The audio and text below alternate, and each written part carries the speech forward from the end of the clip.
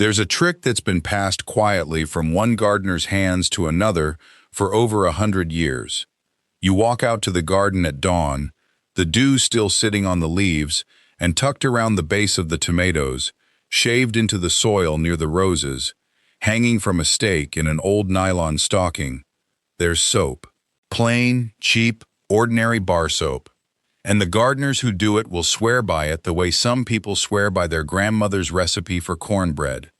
$2 or $3 of soap standing guard over a garden that took them all spring, and 3 years of patience to build. Now the internet will tell you it's a miracle. That soap is the one weird trick the lawn and garden industry doesn't want you to know about. The secret they've been hiding so you'll keep buying their $15 sprays. I'm going to tell you something better than that. I'm going to tell you what the soap actually does, what it absolutely does not do, and the second thing, the thing almost nobody mentions, that matters more than the soap ever could. Because here's the truth, most of those videos skip right over. Soap in the garden is real. It works. But it's doing several completely different jobs depending on how it's used, and people blend all of them together into one big magic story. And that blending is exactly where they go wrong, lose their plants, and never understand why. Let me start with the why, because once you understand what's eating your garden, the soap finally starts to make sense. A garden is, from a deer's point of view, a free buffet that some generous fool left out overnight. And deer are not casual nibblers. A single adult deer eats somewhere between 6 and 10 pounds of vegetation a day. Let that number sit for a second. Multiply it across a small herd drifting through your yard in the dark, and you understand how a bed of hostas that took 3 full seasons to fill in can be chewed down to bare stems in one night. You go to bed with a garden. You wake up with a salad bar that's been picked clean. Rabbits are worse in their own quiet way, because they breed faster than you can ever fence them out. A single doe can produce several litters in a season, dozens of young in a year, and each of those is ready to start the cycle again in a matter of weeks. You don't have a rabbit problem. You have a rabbit factory operating just beyond the tree line. And then there are the insects, the aphids and the spider mites and the whiteflies, which don't eat in pounds at all. They eat in sap.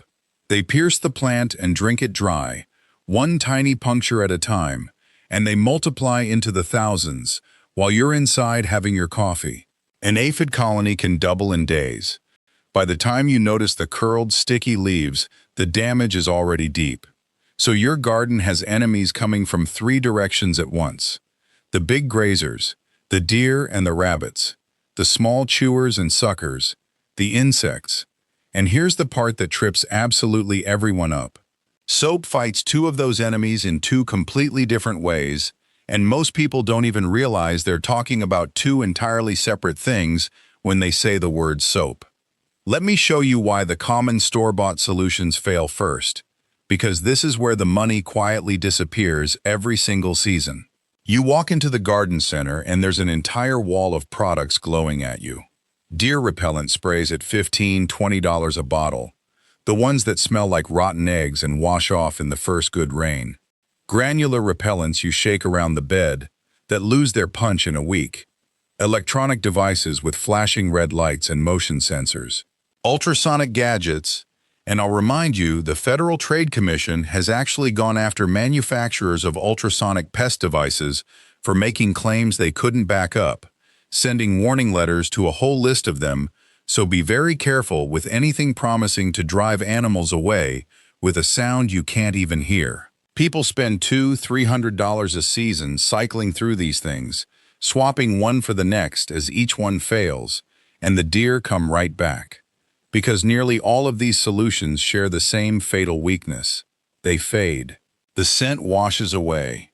The animal learns the flashing light never actually hurts it, and the buffet quietly reopens for business. Now here's the big reveal, and it comes in 2 parts. Because soap isn't one secret, it's 2 secrets, wearing the very same wrapper. The first secret is the bar of soap hung against deer. Deer navigate their entire world through their nose.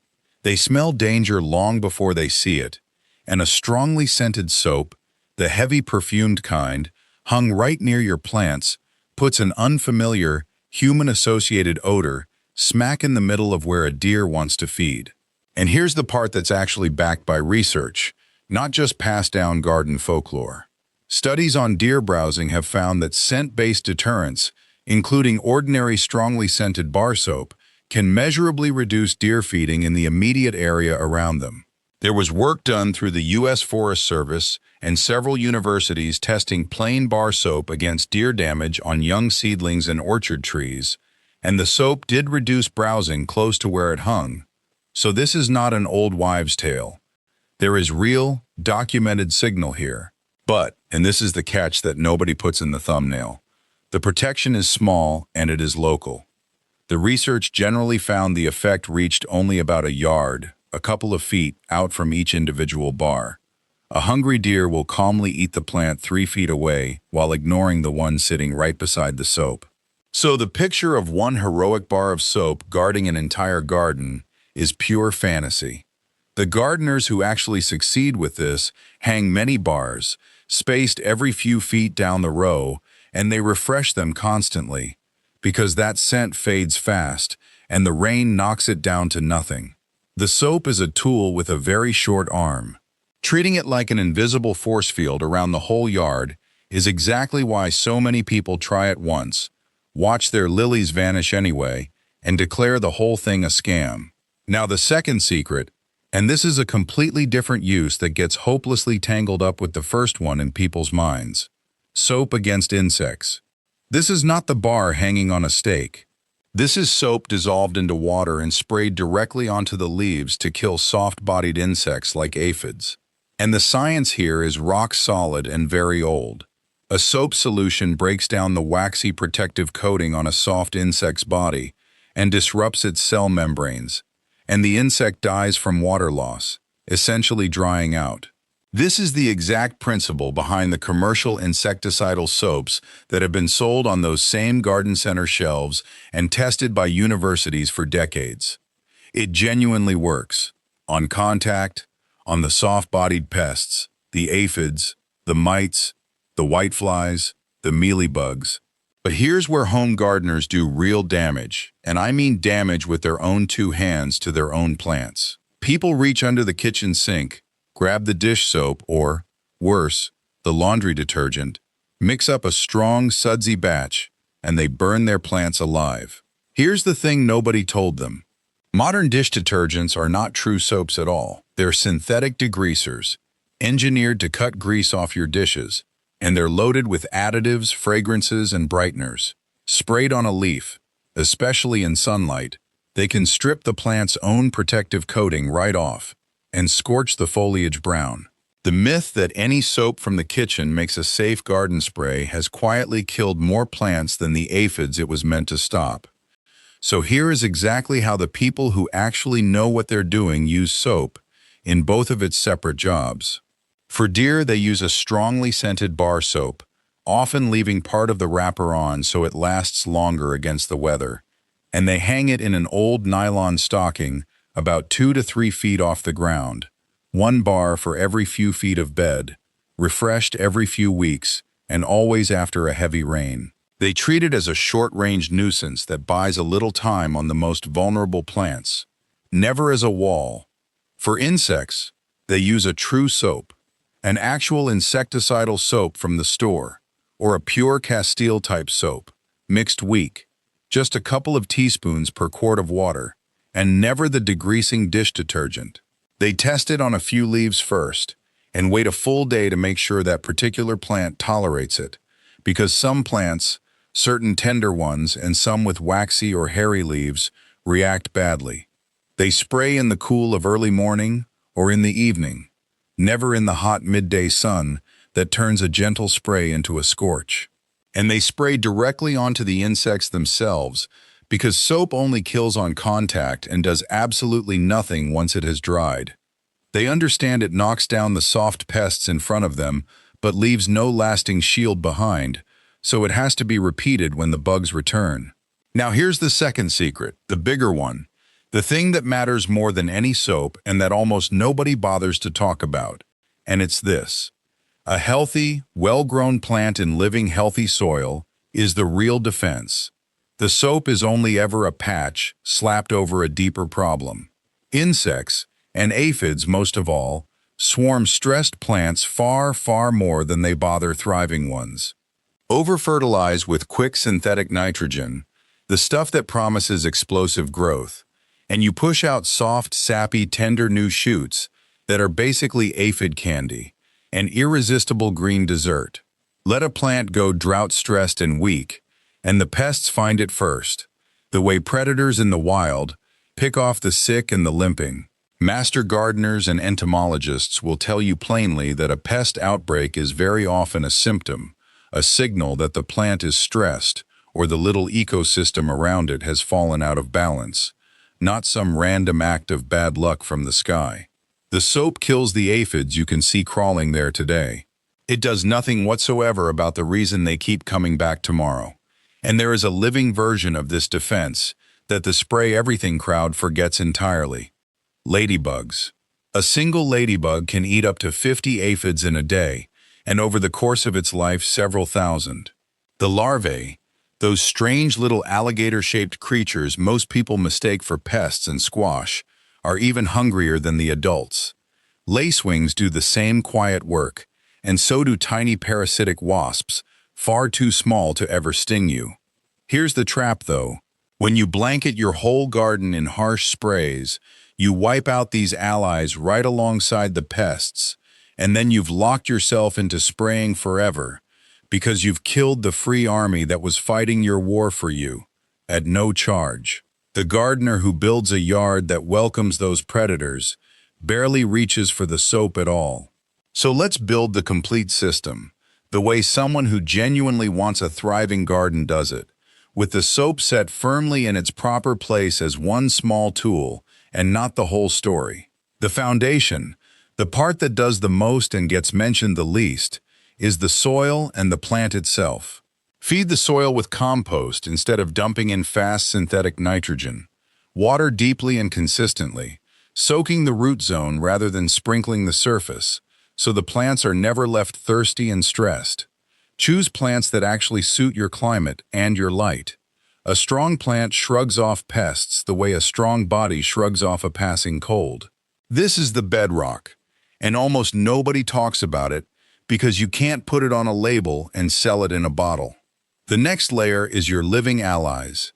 Plant the flowers that draw in ladybugs and lacewings, things like dill, yarrow, marigolds, fennel, and sweet alyssum, scattered right through the beds.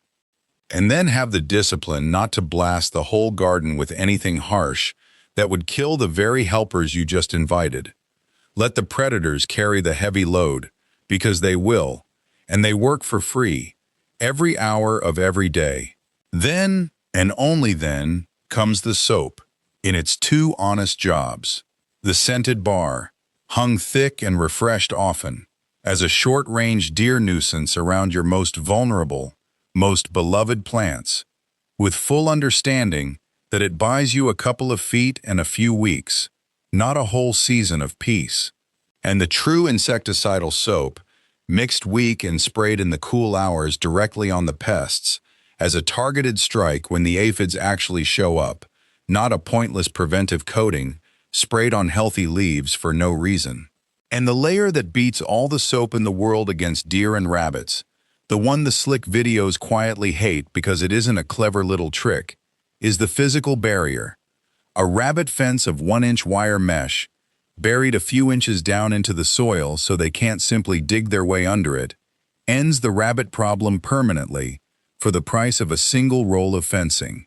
For deer, a tall fence is honestly the only thing that truly stops a determined, hungry herd, because a deer that wants your roses badly enough will stroll right past your fragrant soap to get to them.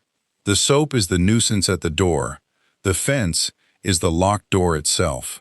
Let me put the real cost squarely in front of you, because this is where the whole upside-down picture finally snaps into focus. The gardener who buys a fresh bottle of deer repellent spray every couple of weeks, straight through the season, plus the ultrasonic gadget that didn't work, plus the cost of replacing all the plants that got devoured anyway while they were experimenting, can easily burn through $200 or $300 in a single year and still stand there at summer's end looking at a wrecked garden. The complete, honest system, by contrast, a few dollars of scented bar soap, a few dollars of real insecticidal soap, a packet or two of seeds for predator-attracting flowers, a bag of good compost, and a one-time roll of rabbit fencing for $20 or $30 comes in well under $100 total, and much of that is a one-time cost you never pay again. And it actually holds the line. Not because there's some secret the industry buried in a vault, but because the real answer is built mostly out of cheap and free things. Good soil under your feet, the right plants in the right spots, the bugs that work for nothing, and one well-placed fence at the edge. And that's the part truly worth sitting with for a moment. The reason your grandmother's soap trick survived 100 years and got handed down through all those hands isn't that it's a miracle. It survived because it's cheap, it's real in a small and specific way, and it always sat quietly alongside the things that actually carried the garden, the soil, the water, the helpful insects, the simple barrier at the property line. The trick got remembered and repeated. The deeper wisdom that surrounded it got forgotten. The internet kept the shiny bar of soap and threw away the part that made it work in the first place. So here's where I'll leave you standing. Yes, by all means, put the soap around your plants if you like. Hang it thick against the deer, mix it weak and gentle against the aphids, and for the love of your tomatoes, never reach for that harsh degreaser under the kitchen sink. But understand exactly what you're doing when you do it. The soap is a patch, a useful one, in its place. The real defense of your garden was always the living soil beneath it, the predators circling in the air above it, and the plain fence standing at its edge. Tend those three faithfully, and the soap becomes exactly what it was always meant to be, a small and honest helper, never the savior the videos promised. If this changed the way you see that humble little bar of soap on its string, do me a favor and hit that subscribe button. Because the next file we're opening is one that gardeners argue about across every fence in America. There's a single common pantry item that people swear stops slugs dead in their tracks overnight. And the truth about whether it really works, along with the one common version of it that can quietly poison your soil and harm the very plants you're trying to save, is going to genuinely surprise you. I'll see you in that one.